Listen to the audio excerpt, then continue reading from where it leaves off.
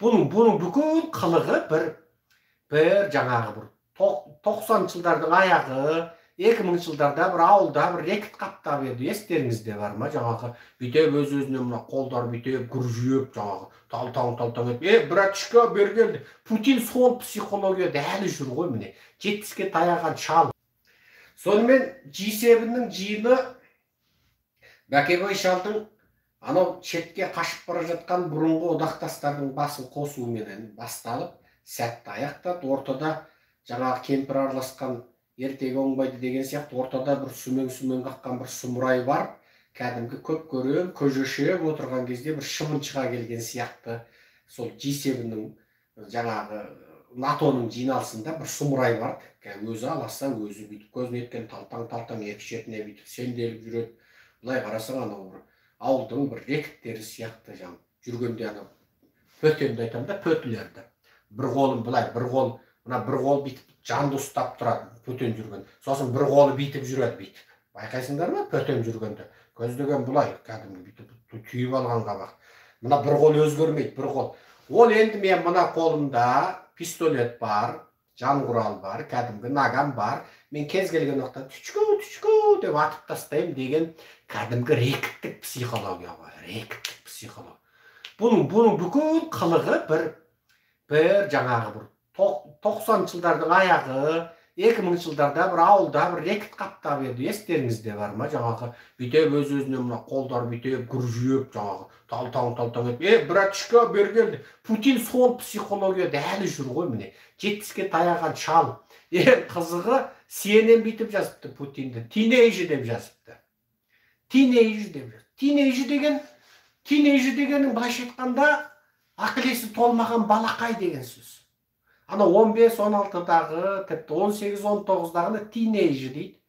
Сол Путинді сөйтіп жазыпты. Путиннің осы жолғы жиналыстағы, мынау Байденмен кезіккен жиналыстағы бүкіл әрекетін CNN тинейжі деп айтты. Менің айтып жүрген көз қарасымен CNN, енді олардың үлкен әлемдегі ірі медиа ғой. Соларын дәл айтып отыр. Әлі. Анауың әлі өзім бір үлкен империяның басшысымын деп отырған жоқ, ол әлі бүйтіп атып тастайтын кәдімгі рекет. Рекет демекші, Байденнің баяғыда Путинді киллер деп атағаны бар. Бұл Путинді Байден киллер деп атады.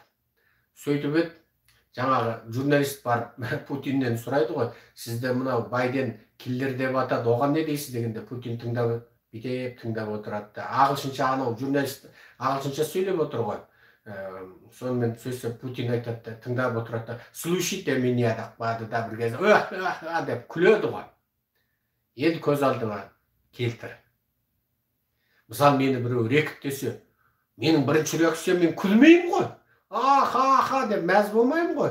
Есің дұрыс бе? Қай жер рекет? Мен шыбын өлтіру үшін ойланамын мен, қой бауыздауды білмеймін деп ақтала бастаймын ғой, мен жындысың ба деп сөйтіп айтамын ғой. Ана өз киллер кәдімгі. Байден оны киллер деді. Сөйтсе Путин аха деп күлді мысалы. Күлгенде де ана бір сұмырайша, оны ютубтен тауып естіңдер. Байден Путинді киллер деді деп ағылшынша жазып, Байден calls Putin killer деді деп, Putin laughed деп жазып іздесеңдер, орысша Путин күлді деп жазып іздесеңдер шыға келеді. Содан әлгі журналист келіп, Байденнен қайта сұрайды. Өстіп Путинді киллер дегеніңізді сұрап едік, ол күлді. Не дейсіз дейді ғой, Байденге айтады. Сөйтсе Байден айтады, онда I'm laughing too деді. Мен де күлемін деді. Сөйтті де Байден де оңай емес қой. Аха деп қарқылдап тұрып күлді. Міне. Яғни бұл жерде Путин өзінің киллер екендігін күлкісімен мойындап тұр. Байден оның күлгеніне күліп отыр. Осы жолғы тіпті неде? Путиннің өзі Байденмен кезігетінде Байден орнынан қозғалмай қойды. Кәдімгі елемей отыр. Кәдімгі сен кімсің? Ал Путиннің бүкіл өңі дегенің енді анау CNN-нің тікелей эфирі, сосын ана тағы BBC-дің эфирінен қарадым мен ара-тұра.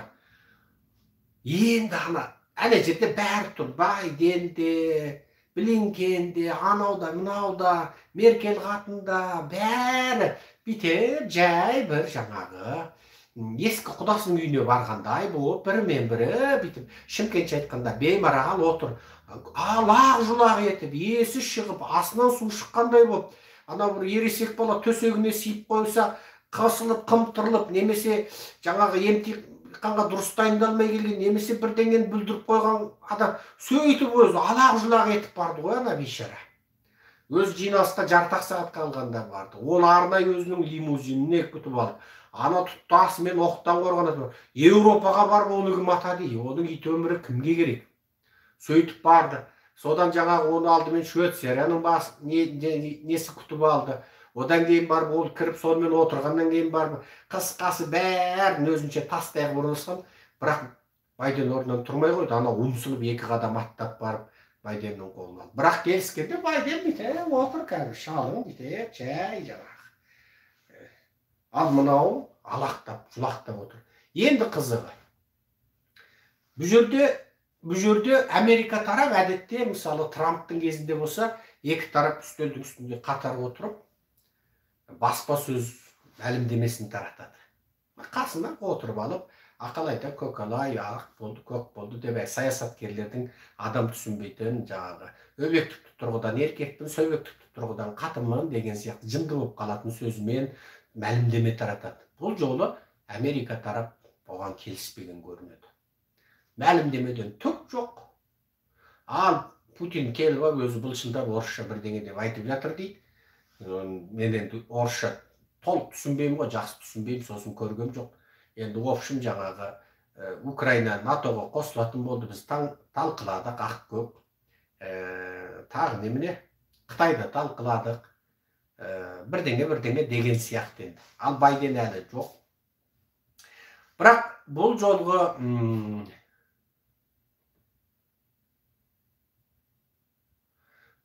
жаңағы осы жиналыстардың бір несі, Байден Путинге екі нәрсені қатаң ескертті. Біріншісі, Байден кәдімгі бір лист әкеп Путиннің қолын ұстады. Мынау Американың маңызды нысандары деді. Тізімдікті берді. Жиналыс 4 неде болды? Байден болды, қасында Блинкен болды, Путин болды, қасында Лавров болды. Осы 4 тәулік деңгейде болды. Путиннің қолында қағаз ұстады. Бірақ оны қалай ұстатты, мен әлі басқа ақпараттан тексерген жоқ. Бірақ жалпы бір білгенім, Ресейдің хакерлік шабуылы, Қытайдың хакерлік шабуылы, Солтүстік Кореяның хакерлік шабуылы қазір Америка мен Еуропаның ең бір бас ауыртатын оқиғасы. Бұлар да арсыз, себебі Американың IT мамандар біліп отыр. Ол IP адресін қайдан келген, себебі бүкіл әлемдік www протоколын Америка жасап отыр ғой. Біліп отыр. Қайдан жаңа немене қайдан келгенін біліп отыр. Сонысына қарамастан жаңағы Ресей, Қытай, Солтүстік Корея Американың маңызды нысандарына, тіпті гидроэлектростанция, атом электростанция, авиация соған үнемі шабуыл жасайды, тіпті темір жол, қысқасы мемлекет нысандарына шабуыл жасайды. Америка үнемі наразылық танытады. Тіпті Америка алдыңғы жол біз енді Ресейді тасталқан қылып жібереміз деді. Соған қарамастан Ресей қоймайды. Соны бұл жолы Путинге список берді, тізімдік берді. Айтты, енді мынау соңғы төзім, осыған аттаппасаң әкеңді танытам деді. Путин тымпиып отырды. Бұл тізімдік Американың соңғы red line, яғни қызыл сызық. Мына мен берген мекемелерге хакерлік шабуыл жасайтын болсаң, әкеңді танытам деген сөз. Бұны батыстың ақпараттары өстіп түсіндіріп отыр.